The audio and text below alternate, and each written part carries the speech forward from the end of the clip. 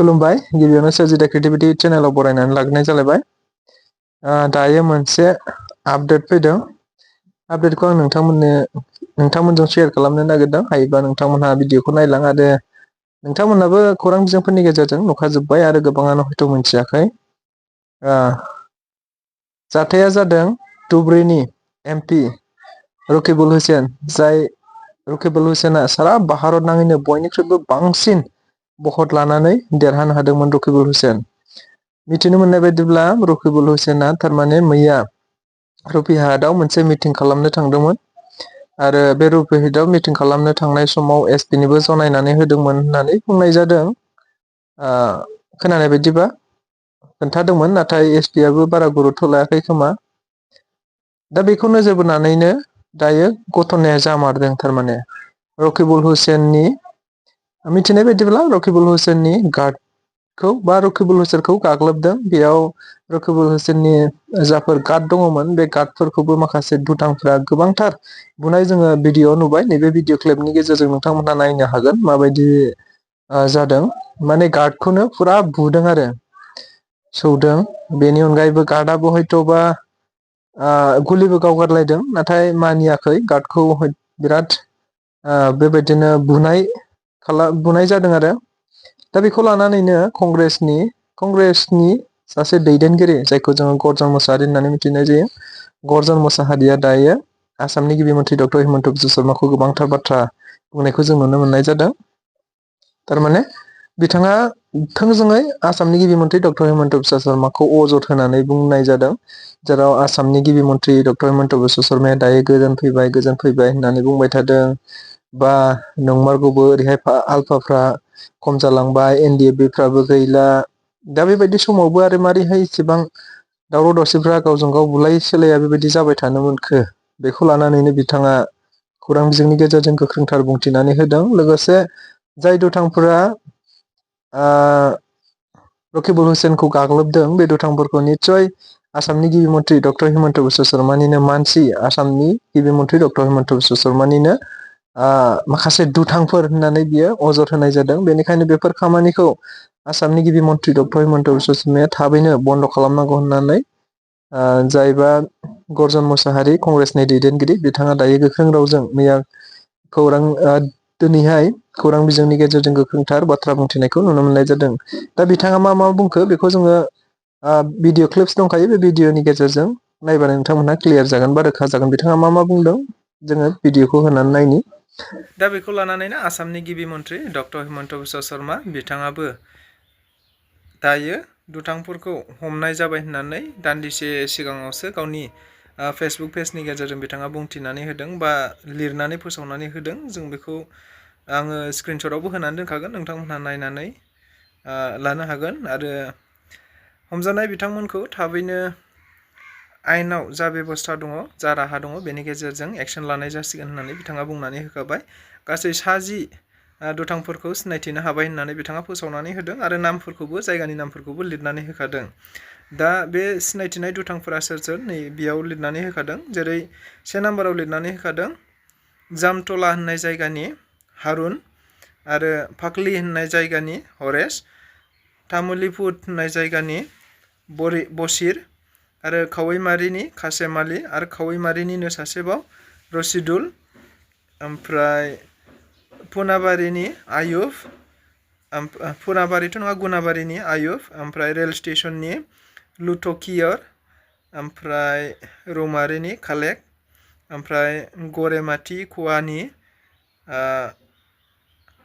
मजिबुर, आरो कुवासगावनि सासेबाव जाहांगीर। बे 60 दुथांफोरखौ आसामनि गिबि मन्थ्रि डक्टर हिमन्त बिश्व शर्माया गावनि फेसबुक पेजनि गेजेरजों फोसावनानै होबाय आरो बिसोरनि सायाव थाबैनो एक्सन लासिगोन होननानै बिथाङा बुंथिनानै होबाय। जिखुनु अब्लाबो जोङो दानि एसे सिगाङावसो खौरां बिजोंनि गेजेरजों बुंथिनानै होनाय कंग्रेसनि सासे दैदेनगिरि गर्जन मोसाहारि, बिथाङा मा बुंदों खौरां बिजोंनि गेजेरजों, नैबे भिडिअखौ जोङो नायबानो रोखा जागोन।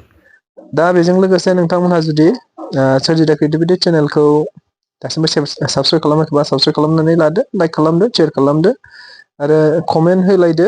जायफ्रा नुसनदों माबायदि जानांगौ जानाङा, नोंथांमोनहाबो गावबा गावनि अपिनियनखौ होनो हागोन। दा दिनैनि समावबो माबोरैहाय ओरैनो पाब्लिकनि गेजेरावनो रायजो राजाफोरनि गेजेरावनो बा मोनसे हाथाइनि गेजेरावनो माबोरैहाय हाथाइ बाजारनि गेजेरावनो माबोरैहाय सासे एमपिखौ दुथांफोरा बिदि बुलायनो हालायनाय बा दुथांफोरा बेबायदि गाग्लोबनो हालायनाय आसरित सासे एमपि लाइ मानसिखौनो दा बेनि सायाव नोंथांमोनहाबो कमेन्ट होनो हागोन मा मा सानो बिदिब्ला जोङो भिडिअ क्लिपखौ नायलांदो कर्जन मोसाहारि बिथाङा मा बुंदों Thank you, media man.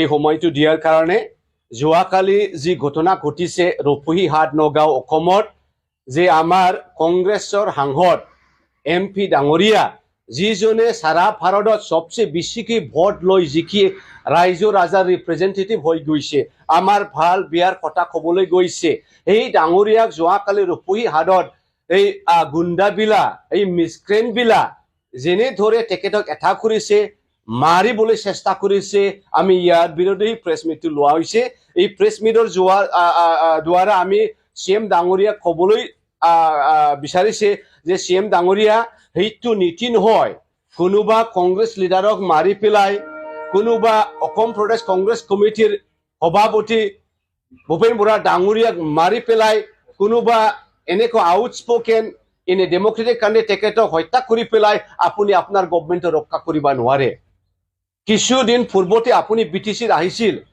ভাল ভাল গান ভাল ভাল সুৰেৰে আপুনি গান গাইছিল যে BTCত আজিৰ তাৰিখৰ শান্তিহে বজাই বাজিছে অসমত শান্তি আহিছে শান্তি ঘূৰাই আহিছে এতিয়া আলফা নাইকিয়া হৈ গৈছে এতিয়া NDP নাইকিয়া হৈ গৈছে এইটো আপোনাৰ জনতা হিমন্ত বিশ্ব শৰ্মা ডাঙৰ আপোনাৰ জনতাই কেনেকা আমাৰ MP ডাঙৰীয়াক এটাক কৰিলে ৰকিবুল হুছেইন ডাঙৰীয়া প্ৰায়ৰলি নগাঁৱৰ SP সাহেবক জনাইছিল যে আমি এনে ঠাইত মিটিং কৰিবলৈ গৈ আছো আপোনাৰ সিকিউৰিটি মেন আমাক দিব লাগিব নহলে পাব্লিক বিলাক কি জানি মোৰ এগেইনষ্টত আক্ৰমণ কৰিব জনাৰ পাছতে SP ডাঙৰীয়া হিটো ব্যৱস্থা কৰা নাই আৰু আপুনি ক'ব press মিটত that the security man of Rakibul Hussain the gunman has acted wrongfully কেনেকা wrongfully acting হ'ব আরে বাবা তেখেতক মাৰিছে পিটিছে লাঠি দিয়া দিছে তেখেতক কাৰ্বাইনটো স্নেচ কৰিবলৈ বিচাৰিছে তথাপিও হৈ ওপৰতে ব্লেংকটো দুবাৰে মাৰিছে লাকি ভাগ্যৱান এই গুণ্ডাবিলাৰ মাথাত গুণ্ডাবিলাৰ মূৰত গুলিটো হোমা নাই গুণ্ডাবিলাৰ বুকত গুলিটো হোমা নাই এনেকুৱা আপোনাৰ চৰকাৰটো আপুনি ৰক্ষা কৰিব নোৱাৰিব আপুনি ভাল কাম কৰা অসমত আপুনি ভাল কাম কৰা বিটিয়া যেনে কৈছে ভাল কাম কৰক আপুনি ভোট পাব আপুনি আকস্মিক হৈ থাকিব এনেকা মানুহ মাৰি পেলাই কাটি পেলাই হা এই ডেমক্ৰেটিক কাণ্ট্ৰি ইটো আপুনি সদায় আপোনাৰ প্ৰেছ মিটত ক'ব হা এই মুছলিম ধৰ্মটো ভাল নহয় এই খ্ৰীষ্টান ধৰ্মক ধ্বংস কৰিব লাগে কৰোনা নিচিনা মুখৰ পৰা আপোনাৰ সেইবিলাক কথা ওলাই হিমন্ত বিশ্ব শৰ্মা ডাঙৰীয়া I would like to suggest you this will be your greatest job in your whole life itu যদি আপুনি কৰা এনেকা কাম কৰিবা কনস্টিটিউশনৰ কিছু অংক স্পেশালি সেকুলাৰিজমক এটা পুস্তক কিতাপ নিচিনা আপুনি ৰূপায়ণ কৰা তাৰ পিছত এইটো ক্লাছত ইন্ট্ৰোডিউস কৰা that our children will learn to love each other our children will learn our neighbors ইতিহাসত আপোনাৰ নামটো থাকিব এজন ভাল CM আছে বুলি এনেকা নহয় এইটো বিৰাট বিয়া হৈছে আপুনি এইটো কৰিব নালাগিছে এইটো তোমাৰে জনতা তোমাৰ জনতাই গুণ্ডা ঠান হৈছে এই গুণ্ডাবিলা আমাৰ ৰকিবুল হুছেইন ডাঙৰীয়াক আমাৰ সাংসদ ডাঙৰীয়াক কংগ্ৰেছৰ MP ডাঙৰীয়াক যিজনে সারা ভাৰতৰ সবচেয়ে বেছিকৈ ভোট লৈ জিকিছিল এই দিল্লীত গৈছিল এইটো আমাৰ প্ৰাইড অসমৰ প্ৰাইড তেখেতক তুমি ধ্বংস কৰিবলৈ বিচাৰিছে এইটো ভাল হোৱা নাই গতিকে অতি সোনকালে CM ডাঙৰীয়া আপুনি এই গুণ্ডাবিলাক এৰেষ্ট কৰিব লাগিব নহলে ইয়াৰ লজিকেল উত্তৰটো আপুনি পাব থ্যাংক ইউ নমস্কাৰ